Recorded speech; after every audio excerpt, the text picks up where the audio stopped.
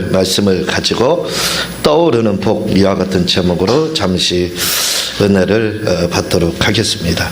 한번 66절을 한번 큰 소리로 읽어 주시겠습니다. 시작. 예, 예수님이 이제 먼저 시간에는 대제사장이 관저에서 신문을 받으시는 그런 장면이 먼저 기록이 되어 있습니다. 오늘은 이제 그 베드로의 우리가 알고 있는, 익히 잘 알고 있는 부인에 대해서 3번 이렇게 부인한 것에 대해서 나와 있는 것이 오늘 본문의 말씀입니다. 근데 이 요한복음을 통해서 볼 때 여기까지 온 경위가 있습니다. 겟세마네 동산부터 시작해서 오늘 그 베드로의 부인의 이 현장까지 오는 그 경위가 기록이 되어 있는데, 사복음서마다 그 표현 방법이 약간씩 다르게 이렇게 기록이 되어 있습니다. 근데 예수님이 그 요한복음에 의하면 겟세마네 동산에서 이제 로마 군병들과 또 공예 그런 사병들을 성전 수비대 그들의 연합군에 의해서 상당히 많은 사람들이 예수님을 잡으러 오셔서 결국 체포해 가는 그 장면이 이렇게 기록이 되는데, 예수님이 그렇게 잡혀 가시게 된 후에 곧바로 가야바라는 대제사장에게 잡혀간 것이 아니라 안나스라고 하는 가야바의 장인, 전 대제사장입니다. 그에게 잡혀 가셔서 먼저 신문을 받으시고 이제 가야바에게 다시 인계가 되는 것이 요한복음 18장 24절에 이렇게 나옵니다. 안나스가 예수를 결박한 그대로 대제사장 가야바에게 보내니라, 이렇게 말씀을 하고 있습니다. 안나스에게 먼저 1차 신문을 받고 그 다음에 가야바에 들어가서 다시 한번 주님이 2차 신문을 받고 3차 대부분 판결인 빌라도에 의해서 이제 예수님이 최종 십자가에 못 박혀 이렇게 돌아가시게 되는 것입니다. 이렇게 예수님이 안나스에게 신문을 받으러 갈 때, 그리고 가야바의 뜰로 이렇게 가야바에게 인계될 때, 이때 무슨 일이 있게 되냐면 누가복음 22장 54절에 보면은 예수를 잡아 끌고 대제사장의 집으로 들어갔을 때 베드로가 멀찍이 따라가니라. 그냥 단순하게 베드로 다른 제자들은 다 몇 명의 제자들 외에는 다 흩어졌습니다. 뿔뿔이 다 사라져서 그 어디로 갔는지 찾아볼 수 없었지만, 그러나 베드로와 요한은 멀찍이 예수님을 쫓아왔습니다. 그래서 누가복음 22장 54절에서는 대제사장 집으로 이렇게 가게 될 때, 대제사장 집이라고 할 때는 안나스와 가야바의 집을 말을 합니다. 말씀을 드렸지만 두 집은 붙어있는 집이기 때문에 대문 하나를 두고 있습니다. 그러니까 결국 이 집이 이 집이고 이 집이 이 집이에요. 그러니까 안나스의 집에서 가야바로 갈 때는 대문 하나만 건너가면 그 대제사장의 집이고, 그리고 대문을 건너가지 않으면 안나스 전 제사장의 대제사장의 집이었던 겁니다. 그러니까 끌려갈 때 그냥 베드로가 멀리 도망간 것이 아니라 자기가 고백한 것도 있고 하니까 멀찍이 성경은 예수님을 뒤쫓았다. 이제 사람들이 보이지 않을 만큼 한 200명 정도 넘게 많은 군중들이, 병사들이 예수님을 잡으러 왔기 때문에 그 200명의 그 무리가 지나가고 난 그 다음이니까 아마 한 1-2km 떨어진 다음에 그런 거리를 두고 바로 멀찍이 들키지 않게 이렇게 주님을 베드로가 쫓아왔던 겁니다. 이 사실에 대해서 요한복음 18장 15절에서는 뭐라고 말을 하냐면, 시몬 베드로와 또 다른 제자 하나가 예수를 따르니 이렇게 말을 하고 있습니다. 시몬 베드로와 또 다른 제자 하나.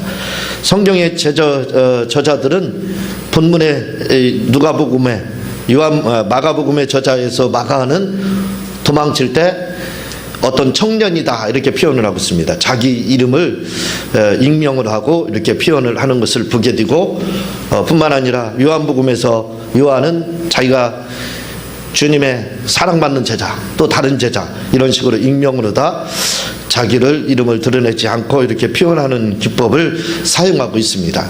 그래서 요한복음 18장 15절에 보면은 시몬 베드로와 또 다른 제자 할 때 이 제자는 바로 요한복음을 쓴 사도 요한을 말을 하고 있습니다. 이렇게 두 제자가 멀찍이 예수님을 쫓아왔습니다.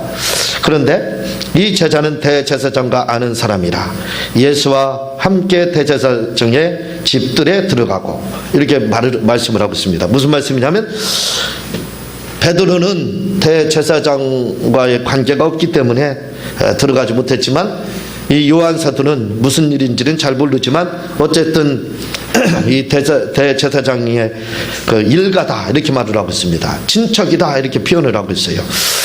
그러니까 쫓아가게 됐다 이거죠. 그래서 쫓아가서 예수님의 신문 받는 그 현장을 목격하게 됩니다. 그대로 들어가게 돼요. 누구의 제재를 받지 않고 들어가게 됩니다. 그렇게 들어가서 이제 예수님이 신문 받는 것을 이렇게 목격을 하게 됩니다. 요한복음 18장 16절에 보면은 이렇게 말씀을 하고 있습니다. 베드로는 문 밖에 섰는지라 대제사장과 아는 그 다른 제자가 나가서 문 지키는 여자에게 말하여 베드로를 데리고 들어왔더니 이렇게 말을 하고 있습니다. 무슨 말씀이냐면 이제 요한 사도는 신문 받는 그 안뜰까지 예수님이 신문 받는 그 현장을 목격할 수 있을 정도로 그 주위에서 누구의 제재를 받지 않고 들어갈 수 있었지만 베드로는 그렇지 못하다 이거죠. 들어가려니까 병사들에 의해서 결국 들어가지 못하고 이제 그 바깥들에서 불을 쬐고 있게 됩니다. 근데 많은 사람들이 운집해 있었으니까 그 무리들 중에 이제 불을 떼고 있었습니다. 그것을 누가복음 22장 55절에 이렇게 말을 하고 있습니다. 말씀을 하고 있습니다. 사람들이 뜰 가운데 불을 피우고 함께 앉았는지라 베드로도 그 가운데 앉았더니 바깥들 그러니까 신문 받는 현장에 들어오지 못하고 바깥들에 많은 사람들이 운집해 있는 그 가운데 이제 베드로가 있는 겁니다. 그 가운데 앉아서 이제 시무룩하게 힘이 빠졌겠죠. 그렇게 앉아 있었습니다. 초조하게 앉아 있는데 그때 요한이 그 문을 지키고 있는 비자 그 여자에게 뭐라고 말을 하냐면 베드로를 데리고 들어와라. 저 사람은 내가 신분을 보장할 수 있으니까 저 사람을 데리고 들어오라. 이렇게 이제 이야기를 해서 그 여종 비아 이렇게 이야기를 하고 있는데 그 여자 종이라고 할 때 이 여자 종은 비자라고 표현되고 있는데 어린 소녀다 이렇게 이야기를 하고 있습니다. 문 지키는 소녀다. 이제 문마다 지키는 어떤 사람이 있었나 본데 그건 제가 잘 모르겠습니다. 뭐 그거 알 수가 없죠. 있었는데 그 여자를 시켜서 저 사람은 들어와도 신분이 내가 보장을 해줄 수 있으니까 들어오게 해라 해서 이제 베드로가 들어오게 됩니다. 그 들어오는 과정에서요 요한복음 18장 17절에서 문 지키는 여종이 베드로에게 말하되 너도 이 사람의 제자 중 하나가 아니냐 하니 그가 말하되 나는 아니라 하고 베드로를 바깥에 불을 쬐고 있는 그 베드로를 요한의 부탁으로 들어오는 베드로를 보니까 이 예수님을 같이 쫓아다녔던 사람같이 보였다 이거죠. 이 여자아이가 볼 때 여종이 볼 때 그래서 당신 제가 보기에는 아저씨 예수님 제자 아닙니까? 이제 이렇게 여자아이가 그렇게 말합니다. 그러니까 베드로가 부인해서 68절입니다. 그가 부인하여 가로되 나는 네 말하는 것이 무슨 말인지 알지 못하겠다. 왜 그러느냐? 나 그 사람하고 관계없다. 꽁무니를 빼고 있습니다. 이렇게 베드로가 부인을 하고 있는 것이 본문에 이렇게 또 나와 있습니다. 그리고 마태복음 이런 부분들이 사복음서를 통해서 연결해서 이렇게 보게 되면 상세히 기록이 돼 있어요. 어떤 과정을 거쳐서 베드로가 부인했고 어떻게 부인했는지에 대해서 그 후에 베드로의 그 행동들 이런 것들이 잘 기록이 돼 있습니다.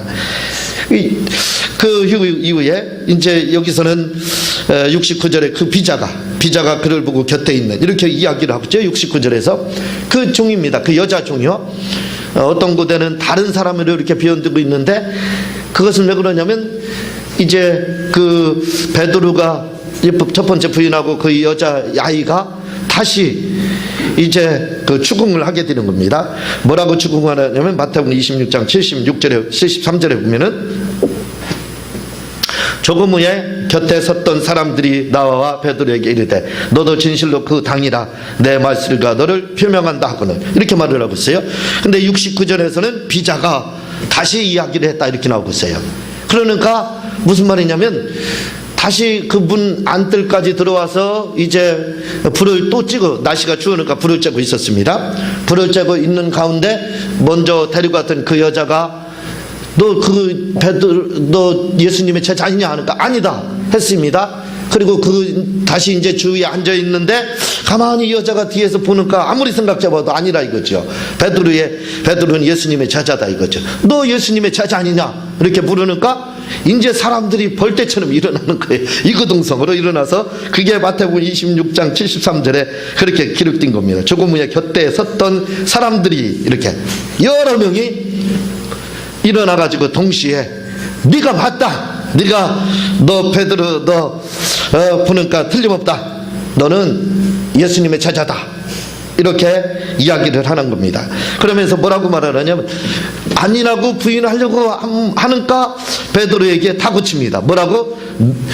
진실로 그 당이다. 내 말소리가 너를 표명한다 하고는. 다른 데서는 네가 갈릴리 말을 쓰고 있지 않느냐. 다시 말하면 갈릴리 방언을 사용하고 있지 않느냐. 네 말소리 들으니까 너는 틀림없다. 부인할 수 없다. 그런 겁니다. 각 우리나라도 나라가 작지만 각 지방마다 방언이 있습니다. 충청도 말은 아니에요. 그렇죠. 전라도는 또 발음이 더 세고 경상도도 역시 경상도 발음이 특유의 발음이 있습니다. 저 북한 말씨도 그렇고요. 그러니까 이런 제가 이제 사람들이 책을 보고 오셔서 상담하실 때 가만히 이야기를 들어보면 어느 지방인지 다 알아요. 얘기를 안 해도 고향이 어딘지 압니다. 말소리 들어보면 경상도군요. 전라도군요. 이렇게 이야기하면 다 맞는 거예요. 왜? 그 지방의 특유의 그 억양이 있습니다. 그러니까 그 방언이 있다 이거죠. 그러니까 그 소리만 들으면 벌써 이 사람 충청도 사람, 이 사람 전라도 사람, 이 사람 경상도 사람, 이 사람 서울 사람이구나. 이런 것들을 이 사람 북한 사람이구나. 이 사람 저 연변 사람이구나. 그걸 아는 거예요. 그렇죠. 그 부인할 수가 없습니다. 타고났기 때문에 그거 쉽게 그냥 아무리 흉내내도 바쁘게 한번 찌르면요 바로 곧바로 정체가 드러나는 거예요. 그런 것처럼 베드로도 이 말하는 거 들어보니까 이건 갈릴리 사투리를 쓰고 있는 겁니다. 갈릴리 사투리를 쓰고 있으니 봐라 네 말하는 거 보니까 틀림없다. 너 갈릴리 사람 너 아니냐. 예수님과 같은 고향 그 갈릴리 사람 아니냐. 너 보니까 너 틀림없이 그의 제자다. 그렇게 이야기를 하니까 베드로가 역시 부인합니다. 부인하더라. 70절 그렇게 말씀하고 있어요. 그러니까 다시 한번 네가 더 갈릴리 사람이다 하고 70절에 또 이야기를 합니다. 아주 다그쳐서 이야기를 하는 거예요. 그런데 여기서 보면은요 70절에 보면은 조금 후에 곁에 서 있는 사람들이 다시 베드로에게 말하되 너는 갈릴리 사람이라 참으로 그 당이니라 하는가. 71절 세 번째 부인하는 겁니다. 베드로가 저주하여 맹세하되 나는 너희 말하는 이 사람을 알지 못하노라. 이렇게 이제 이야기가 나오고 있어요. 이거 조금 순화돼서 표현이 됐습니다. 요걸 요한복음에서는요 어떻게 이야기하냐면 이제 그 혐의를 벗어날 수가 없게끔 이야기를 합니다. 베드로가 꼼짝 못하게 요한복음 18장 26절에 이렇게 표현되고 있습니다. 대제사장의 중 하나는 베드로에게 길을 베어 버리운 사람의 일가라. 가로되 내가 그 사람과 함께 동산에 있던 것을 내가 보지 아니하였노라. 꼼짝 못하는 거예요. 무슨 말이냐면 베드로가 겟세마네 동산 말구의 길을 자르잖아요. 그 말고의 길을 자르는 걸, 그 베드로가 그렇게 하는 걸 그 현장에서 목격했던 사람입니다. 그 목격자가 지금 증언을 하는 거예요. 요한복음 18장 26절에 대제사장 중 하나는 베드로의 길을 베어 버려온 사람의 일가. 그 사람도 그 현장에 있었어요. 그러니 현장 목격을 했으니까 틀림없다 이겁니다. 너 꼼짝 말라 이 말이에요. 그렇지만 그렇게 하니까 이제 이렇게 구체적으로 증거를 제시하는 거예요. 내가 그 자리에 있었다. 네가 말구에 기 자를 때 네가 제자로서 그 칼을 가지고 잘랐지 않느냐. 내가 그 현장을 목격하고 있고 내가 그 상황을 너무나도 잘 알고 있다 라고 그렇게 아주 구체적으로 다그쳐 묻는 겁니다. 그게 70절 말씀이에요. 여기서는 부드럽게 기록이 순화돼서 되어 있지만 그러나 요한복음 18장 26절은 그렇게 되어 있잖아요. 아주 구체적으로 하나하나 주목주목 그 증거를 제시하며 지금 이야기를 하고 있는 겁니다. 고백해라 이거예요. 너도 베드로, 네가 베드로 맞다. 네가 예수님의 제자 아니냐. 이렇게 다그쳐 묻는 겁니다. 그러니까 그렇게 물으니까요. 그게 바로 71절 말씀입니다. 71절 한번 읽어보세요. 시작.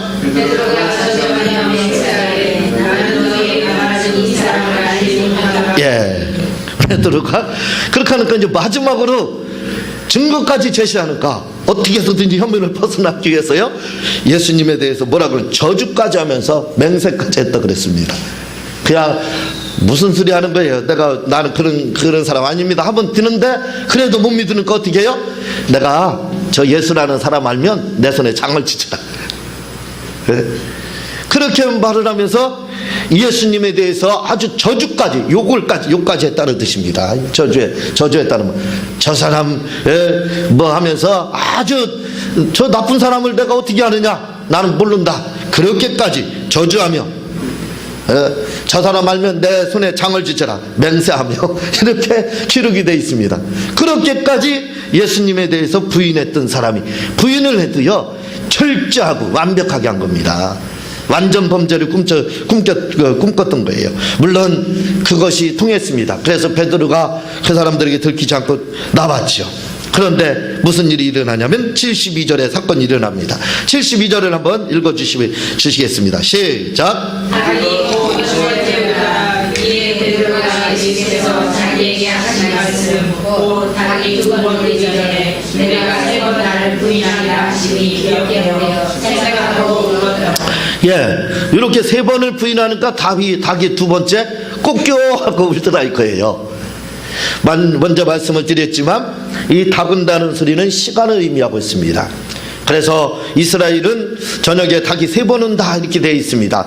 저녁 12시 30분에 한 번 울고 1시 30분에 두 번 울고 2시 30분에 세 번 운다. 이스라엘 사람들은 닭이 이렇게 세 번 운다고 생각을 했는데 닭이 두 번 울 때 세 번 부인하리라 주님이 말씀하신 것처럼 지금 닭이 두 번 울었다고 그랬습니다. 그러니까 베드로가 부인한 시간이 1시 새벽 1시 30분이라 이 말이죠. 이렇게 1시 30분에 새벽 1시 30분에 베드로가 부인을 하자마자 닭이 울게 됩니다. 닭이 울으니까 베드로가 어떻게 했다고요? 두 번을 기전에 하고 기억하시면 생각나 울었더라 하고 마가복음에서는 아주 순화해서 역시 베드로가 울었더라 이렇게 표현하고 있지만 그러나 누가복음 22장 61절에 보면은 뭐라고 이야기를 하냐면 62절에 보면은 베드로가 나가서 아주 심히 통곡했다 이렇게 나오고 있습니다. 심히 통곡했다 라고 말씀을 하고 있어요.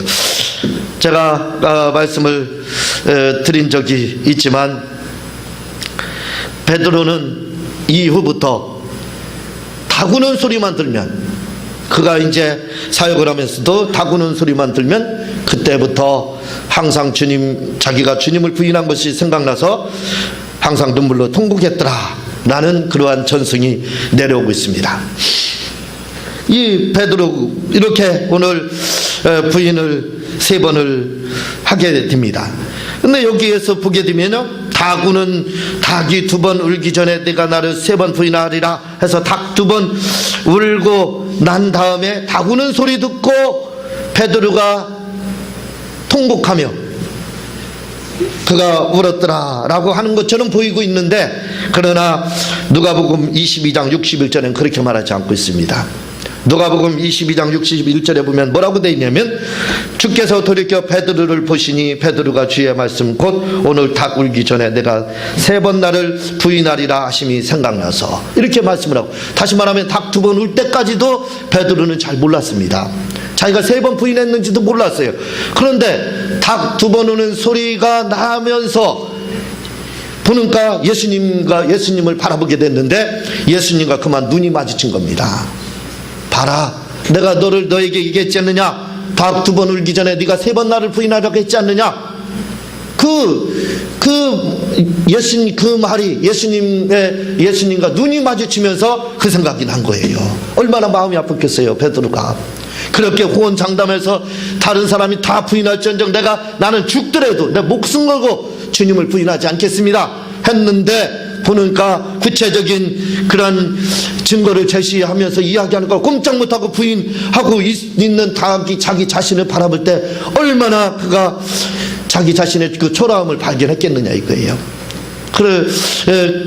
그 주님의 눈, 주님의 그 눈과 마주쳤다 이거죠.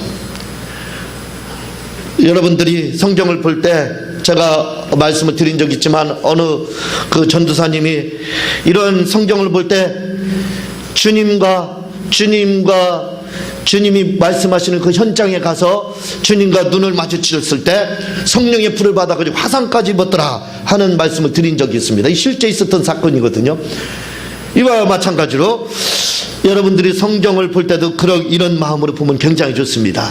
주님이 그 부인하는 베드로와 돌이켜서 주님이 베드로를 보고 베드로도 돌이켜서 주님을 보는데, 이건 참 순간적으로 눈이 마주치는 거예요. 주님이 하나님의 역사하심으로 인해서 순간적으로 눈이 마주쳤을 때, 그때 이제 베드로가 생각나가지고 심히 주님을 부인했던 것에 대해서 통곡했더라 하고 말씀을 하고 있습니다. 72절에 보면은요, 그래서 부인하리라 하심이 기억되어 생각나고, 이렇게 그래서 심히 통곡하며 울었더라 하고 있는데, 기억되어라고 말씀을 하고 있는데, 이 기억되어라는 말이 헬라어 원어상으로 뭐라고 기록되어 있냐면 회상하다, 생각나게 하다, 상기시키다 라고 하고 있습니다. 생각나게 하다 라고 하고 있습니다. 오늘 베드로의 그 부인과 그리고 그 외에 회개하는 장면을 우리가 목격을 본문을 통해서 할 수가 있습니다. 여기서 우리가 알 수 있는 것은 뭐냐면, 영감이라고 하는 것은요, 우리가 생각하기에 그냥 영감이 어떤 깨달음이라는 것이, 이런 것들이 나 혼자 독불장군처럼 나 혼자 말씀 보고 나 혼자 신앙생활하면 그런 것들이 아주 깊은 영감 가운데 있을 수 있겠다라고 생각하지만 그렇지 못합니다. 우리가 영감을 갖고 내가 회개하고 내 잘못이 드러나기 위해서는 뭔가 소스가 제공되지 않으면 안 돼요. 저는 그걸 또 다른 그 영감을 가리켜 도전이다 이렇게 표현을 하고 있습니다. 베드로가 주님 앞에 그가 부인한 것을 생각하고 심히 통곡했을 때, 그때 두 가지의 소스가 제공이 됐습니다. 하나는 닭이 2번 울었고, 또 하나는 주님과 눈이 마주쳤다 이거죠. 그러니까 나는 나 혼자 신앙생활하고 주일날 예배가 필요해. 나는 컴퓨터로다 인터넷 예배를 드리면 되지 뭐. 내 좋은 시간에 내 CTS나 CBS 틀어놓고 내가 예배를 드리든, 또는 내가 극동방송 틀어놓고 내가 예배 드리면 되지 않느냐 라고 생각을 하는 그런 분들이 의외로 많이 있습니다. 그러나 그런 것은 바른 신앙생활이 아니라 이거지. 하나님이 기뻐하는 예배가 아닙니다. 뿐만 아니라, 그래서 뭔가 새로워지는 것 같고 큰 영감을 소유할 수 있는 것 같이 우리가 생각을 하지만 그렇지 않다는 겁니다.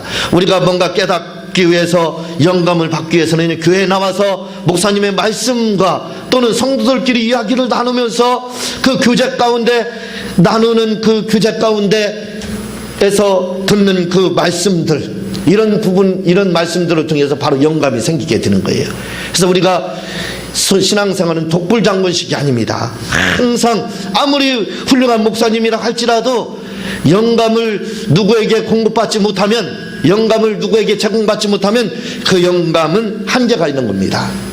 항상 영감을 누구에게 공급을 받아야 돼요. 베드로가 회개한 것도 그냥 스스로 아유 내가 뭐 잘못했으니까 하나님 주님 앞에 회개해. 그렇게 했으면 벌써 첫 번째 부인했을 때 회개했어야죠. 못했습니다. 모르는 거예요. 누가 어떤 소스를 제공해줘서 네가 그것은 잘못이다, 율법의 저주지요, 율법의 정죄를 받아 네가 죄인이다 하는 소리를 들어야 됩니다. 그런 소리를 들어야 아 내가 잘못했구나, 내가 하나님 앞에 실수했구나 하는 것이 생기는 거예요. 그래서 그때 회개하고 하나님 앞에 바로 서는 겁니다. 그래서 우리가 신앙생활을 혼자 하는 게 아니에요. 항상 다른 사람이 무슨 말씀을 하나 들어봐야 돼요. 그래야 거기서 뭔가 착안이 돼서 영감이 떠오르고 또 아이디어가 떠오르고 그렇게 되는 겁니다. 그리고 또 은혜도 받게 되는 거죠. 그것이 굉장히 중요한 겁니다. 또 한 가지는 여기서 오늘 헬라어 본문에서 말씀드린 것이 생각나게 하다, 상기시키다, 희생하다 이렇게 되어 있습니다.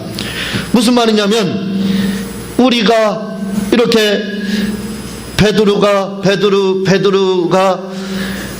그때서야 생각이 났다 이거죠. 부인한 것이 생각이, 다구는 소리가 났고 주님과 눈이 마주치니까 그때서야 아 내가 주님이 나에게 말씀하신 것 내가 부인하지 않겠다고 했는데 이렇게 부인하게 됐구나 하고 그때서야 자기 죄를 알게 됐다 이거죠. 이게 뭐냐면 바로 떠오르는 복입니다.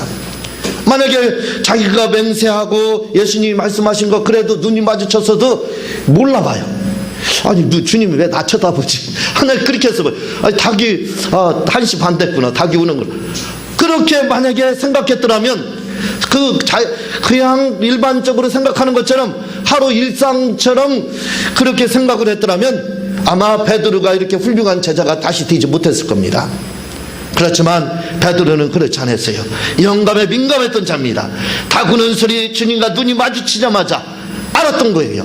뭐가 생각나냐, 떠올랐다 이겁니다. 곧 닭이 2번 울기 전에 내가 3번 나를 부인하리라 하신 주님의 말씀이 생각났어요. 이 떠오르는 것, 이게 얼마나 큰 복인지 몰라요. 여러분들은 이 떠오르는 것이 얼마나 큰 복인지를 잘 모릅니다.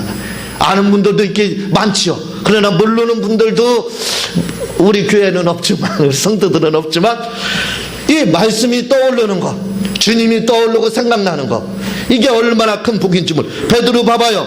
이게 떠오르지 않았습니다. 안 하니까, 떠오르지 않으니까 2번 부인할 동안 뭐예요? 아무 생각도 없었어요. 부인하는지도 몰랐습니다. 그러나 3번째 바로 어떤 소스가 제공되니까 그때서야 비로소 떠오르더라 이거죠. 말씀이 떠오르니까. 만약에 첫 번째 떠올랐어 봐요. 얼마나 더 좋았겠습니까? 그러나 그것이 떠오르는 게 아니었어요. 그래서 이 말씀이 떠오르고 이런 떠오르는 이런 것들이 우리 생각으로는 쉬운 문제지, 뭐 아무 때나 떠오를 수 있는 거지 이렇게 생각할 수 있지만 그렇지 않습니다. 쉽게 떠오르는 게 아니에요. 그래서 주님의 말씀이 베드로처럼 떠오르고요, 생각나는 것이 얼마나 큰 복인지 모릅니다. 에스더서에 보면은 이 에스더라는 여인이 나옵니다. 에스더의 사촌 오빠가 누구냐면 모르드게예요. 이 모르드게라는 사람이 에스더의 사촌 오빠입니다. 근데 이 모르드게가 하만이라는 사람이 나옵니다. 하만이라는 사람이 모르드게가 자기가 국무총리 됐는데 궁궐 앞을 그냥 문 앞을 문지기예요. 문만 앉아서 지키는 사람이 그 공무원이라고 나옵니다. 그 사람이 누구냐 모르드게예요. 그러니까 국무총리와 문지기하고 그 공무원 급수로 따지면 1급과 말지 10급 9급이죠. 9급 비교가 안 되는 겁니다. 그런데도 뻣뻣해요. 절도 안 하고 고개도 숙이지 않습니다. 그래서 이 하만이라는 사람 아주 괘씸한 거예요. 저 사람이 누구냐? 모르드게면 어느 민족이에요? 유다? 나의 원수 유다. 그렇게 되는 겁니다. 이스라엘 사람이라 이거죠. 나의 원수 이스라엘 사람이라는 거예요. 그러면 왜 이 하만의 원수가 이스라엘 사람이었느냐 이거죠. 이 하만이라는 사람에 대해서 뭐라고 이야기를 하냐면 에스더서 3장 1절에 그 후에 크셀크세스 황제가 아각 사람 함무다다의 아들 하만의 주의를. 아각 사람이라고 나고, 아각하면 누가 생각나요? 생각이 잘 안 나죠. 아각 사람이라는 것이 이 에스더서가 그냥 나온 게 아닙니다.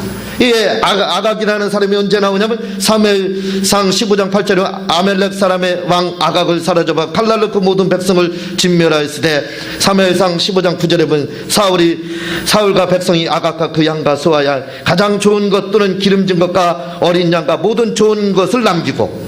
그렇죠? 이제 생각나죠? 아각 왕. 바로 이 아각 사람, 이 하만이라는 사람이 누구냐면 아각 사람의 후예입니다. 그러니까 사울왕 때 있었던 아각 왕, 사울왕에게 사무엘 선지자가 다 진멸하라고 했어요. 아말렉 사람들이요. 그러나 아말렉 사람들을 거의 다 진멸하고 좋은 것 남겨놓고 아각 왕을 사로잡았어요. 그때 사로잡은 사람 중에 누구냐면 아각 왕의 아내까지도 사로잡았습니다. 근데 아각 왕의 아내를 사로잡았는데 아내를 놓쳤어요. 이 아내가 바로 누구냐면, 이 아내가 임신을 하고 놓쳤습니다. 임신을 해서 했는데 이 여자가 빠져나갔어요. 그래서 아각은 후에 사무엘에 의해서 죽게 되지만, 이 아각이라고 하는 이 아각의 아내, 아각왕의 아내가 그냥 임신을 한 상태로 외국으로 도망을 가게 됩니다. 도피를 하게 돼요. 그리고 자녀를 낳게 됩니다. 그 자녀가 낳기 시작해서 왕성하게 됐습니다. 그곳이 어디냐면 바로 페르시아에서 있었던 일이에요. 그래서 500년이 지났습니다. 500년이 지난 후에 바로 그 아각왕의 후손이 누구냐? 바로 하만입니다. 그냥 나온 게 아니에요. 하만의 원수. 그러니까 하만은 무슨 소리를 들으냐면, 이스라엘 사람들이라고 하면 자다가니 벌떡 깹니다. 저 원수, 우리 조상을 죽인, 우리 조상을 다 진멸한 저 원수의 나라 이스라엘 사람들이라고 하면 씨를 말리고 싶은 사람이 바로 이 하만이었습니다. 그래서 모르드게 잘 걸렸다 이거죠. 가잖아. 지금 마음이 편치 않았습니다. 이스라엘 사람들이라고 하면 조상이 생각났던 거예요. 그래서 이 조상의 원수를 갚아야 되겠다라고 생각한 하만이 마침내 기회가 온 겁니다. 그래서 모르드게가 인사를 하지 않으니까 누구냐? 이스라엘 유다 사람 모르드게입니다. 그래? 그러면 저를 죽여야 되겠다. 가만히 생각해 보니까 기회가 왔습니다. 그때 당시 아말렉을 다 멸망을 시켰던, 사무엘이 멸망시켰던 것을 생각하고, 나도 역시 이스라엘 사람들을 페르시아에서 진멸을 시켜야 되겠다라는 생각을 가지고 이제 공무를 하기 시작해서 결국은 모르드게만 죽이려고 하는 것이 아니라 이스라엘 백성을 전체 다 죽이기로 결정을 내립니다. 그래서 바로 불임절이 있게 되는 거예요. 자세한 것은 여러분들이 에스더서를 보면 잘 그 내용이 나오고 있습니다. 여기서 우리가 알아야 될 것은요, 이 화근이라고 하는 거, 처음에 별거 아니죠. 여인 하나가 임신한 상태로 도망갔습니다. 별거 아니었어요. 아무 해가 없었습니다. 그러나 500년이 되니까 그 마귀가 자라가지고 결국은 뭐예요? 믿는 자들을 다 진멸하려고 하더라 이거죠. 그런 역사가 일어나게 됩니다.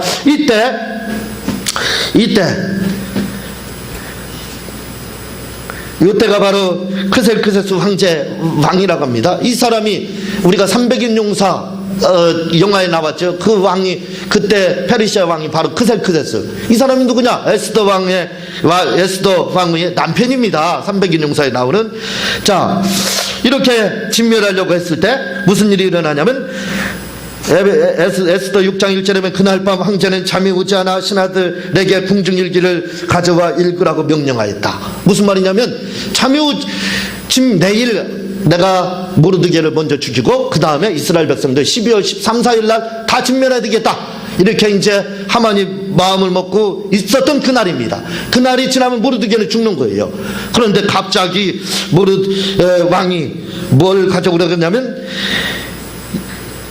그날 밤에 황제는 잠이 오지 않아 신하들에게 궁중일기, 궁중에서 있었던 일기를 가져오라고 해서 그 일기를 시작합니다. 에스더 6장 2절에 보면 이런 내용이라며요. 그들이 그것을 읽는 가운데 궁궐문을 지키던 두 넷이 빅다나와 헤레스가 자기를 살해하려고 모의하였으나 모르드게가 그것을 알고 고발한 사실이 귀로 띄어 있었다. 이렇게 나오고 있습니다. 그때 당시에 넷이 두 명이 반란을 일으켜서 왕을 제거하려고 그랬어요. 그래서 왕을 죽이려고 했습니다. 그런데 그걸 누가 미연에 방지했느냐? 바로 모르드게가 조치를 취해가지고 고발함으로써 조사를 해보니까 실제 그런 일이 있어서 그 내시를 죽임으로써 안전하게 됐다. 그때 상을 내리지 않았어요. 그런데 갑자기 그것이 생각나는 겁니다. 그래서 생각나가지고 그 다음날 하만을 불러가지고 이런 훌륭한 일을 한 사람이 있는데 그 사람을 어떻게 하면 좋겠느냐 하니까 그 사람에게 왕관을 씌우고 왕의 옷을 입히고 왕을 위해서 충성하는 사람은 이런 복을 주실 겁니다. 여러분들도 이렇게 하세요 하고 길거리에 말을 태우고 행진을 하라 이렇게 하라겠습니다. 그렇게 하면 될 거다. 그렇게 하라고. 그래서 하만이 자기가 그런 공로를 세운 사람은 자기밖에 없을 거다 해서 그렇게 말을 했어요. 그랬더니 모르드게를 그렇게 하라 해가지고 그는